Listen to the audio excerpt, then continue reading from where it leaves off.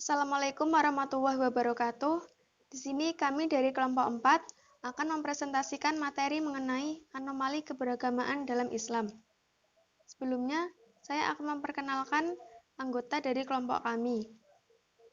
Yang pertama, Maulido Khairul Fitria. Yang kedua, saya sendiri Putri Triana Latifah. Yang ketiga, Muhammad Afif Hidayatullah.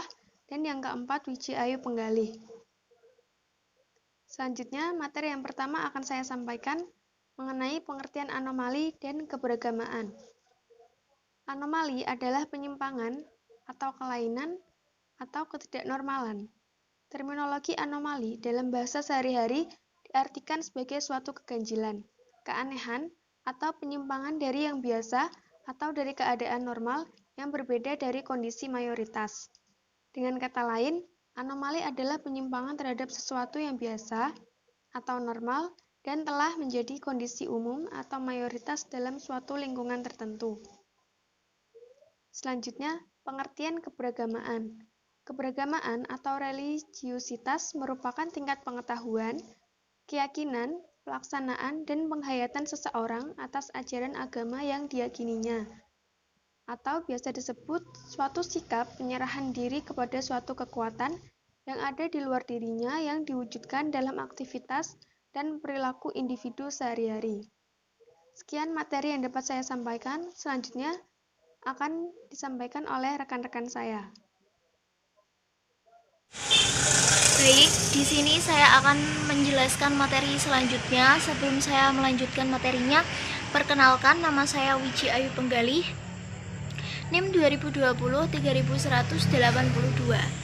Di sini saya akan menjelaskan konsep anomali umum dan anomali terhadap norma. Anomali umum sendiri adalah penyimpangan terhadap sesuatu yang biasa atau normal dan telah menjadi kondisi umum atau mayoritas dalam suatu lingkungan tertentu. Dari pengertian tersebut, anomali umum ini mengandung dua dimensi, yaitu dimensi fisik dan perilaku. Anomali dimensi fisik misalnya itu anomali digambarkan sebagai suatu penyimpangan yang dapat mengenai seluruh tubuh atau hanya satu bagian atau alat tubuh manusia. Yang kedua, anomali dari dimensi perilaku. Lebih banyak diadaptasi khususnya dalam ilmu psikologi, sosiologi, dan ekonomi. Dalam bidang ilmu psikologi dan sosiologi, anomali merupakan suatu perilaku yang menyimpang, aneh, ganjil dari perilaku yang biasa atau umum secara pribadi atau individu maupun sosial. Dalam bidang ekonomi sendiri, anomali misalnya dilihat pada keadaan harga yang berlaku menyimpang dari harga yang seharusnya berlaku. 2. Anomali terhadap norma. Para ilmuwan sosial mengartikannya sebagai perilaku yang dilarang, dibatasi, disensor, diancam, hukuman, atau yang dianggap buruk sehingga istilah ini sering dipadankan dengan pelanggaran aturan. Terima kasih, sekian dari saya. Wassalamualaikum warahmatullahi wabarakatuh. Assalamualaikum warahmatullahi wabarakatuh. Sebelumnya, perkenalkan, nama saya Muhammad Afif Hidayatullah, NIM 81. Saya akan menjelaskan materi tentang Islam membangun persatuan dalam keberagamaan. Dalam kaitannya dengan agama, Islam merupakan petunjuk bagi manusia menuju jalan yang lurus, benar dan sesuai dengan tuntunan kitab suci Al-Quran yang telah dianjurkan oleh Nabi Muhammad SAW. Islam sangat menjunjung keberagamaan dan pluralitas, karena keberagamaan atau pluralitas merupakan sunnatullah yang harus kita junjung tinggi dan kita hormati keberadaannya. Penyebab munculnya perbedaan aliran antara lain, yang pertama adalah adanya pergolakan politik dalam negeri. Yang kedua, ada mengulirnya pemikiran non-muslim.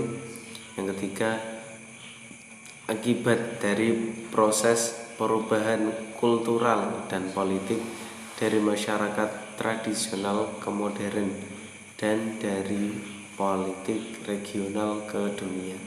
Lalu bagaimana cara kita untuk menyikapi dan menghadapi pluralisme.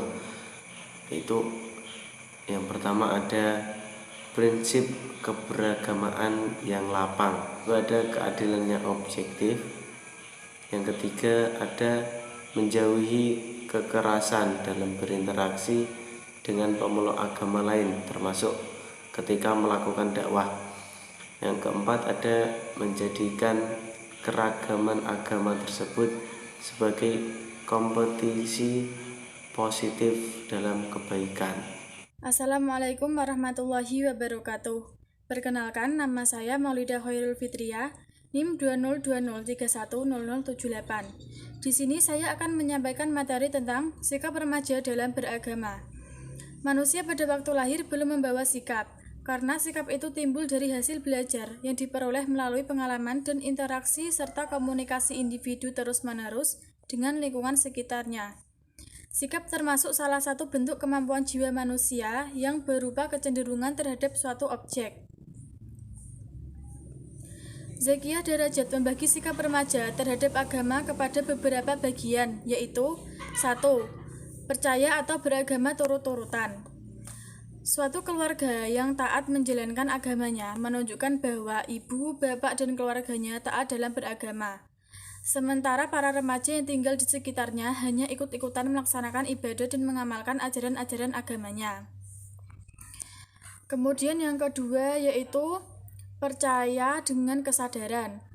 Masa remaja adalah masa perubahan dan masa terjadinya kegoncangan pada dirinya, terutama perubahan jasmani dan jauh dari keseimbangan dan keserasian. Hal ini penyebab remaja tertarik untuk memperhatikan dirinya. Tetapi perhatian itu disertai rasa cemas dan takut.